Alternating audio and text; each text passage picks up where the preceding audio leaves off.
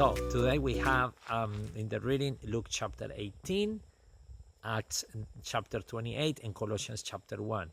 In Luke chapter 18, Jesus starts speaking about the story of a widow who is asking an unfair judge to look after her case. This chapter theme is rooted in persistence and in faith that is constantly pressing on without giving up. The story of the widow reminds us of that, but also the story he tells after is the story of a tax collector and a Pharisee, and how the tax collector is constantly feeling that burden of sin in his heart and asking, Lord, have mercy of me because I am a sinner, recognizing his condition,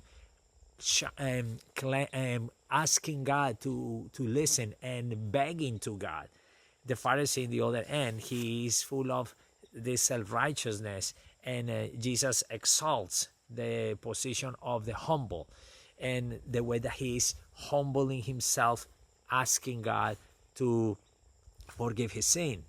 In the same way that persistence is seen in the story of the beggar. When the beggar hears that Jesus is coming, and this beggar is blind, the beggar starts shouting louder and louder and louder. So you see this persistence in the widow, this persistence in the tax collector asking God for forgiveness, and this persistence with the blind beggar shouting, Jesus, Son of David, come and help me. And then we see the children coming to Jesus, and as we have seen children and our own kids, they are always persisting and asking a question, requesting something, and constantly, because they know that at some point they will receive the attention that they are asking for, because they know we love them. So this is a theme of persistence. At the same time, we see the story of the rich, and when things look impossible for men, Jesus says, are possible for God. And when the disciples hear that Jesus says it's easier to bring a camel through the eye of a needle, they say, how is this possible? But Jesus, precisely as they are thinking about who will be saved then, this is impossible. Jesus is the Lord God of the impossible, He makes things possible. So a redemptive message for what looks impossible, knowing that Jesus came to save us through the impossible. And the impossible is that we will never have been able to pay our sin ourselves or give anything ourselves, but it is only through Him.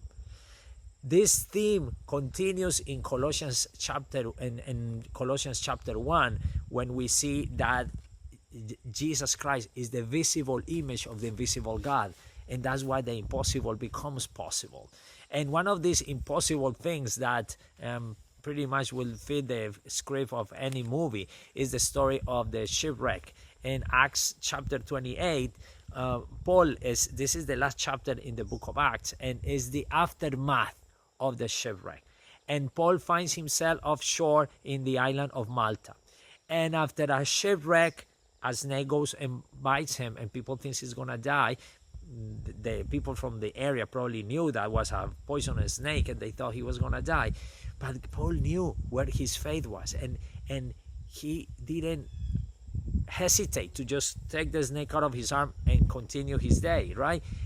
We see here that in application for ourselves, it's like we sometimes have in these shipwrecks in life, different situations, and the aftermath.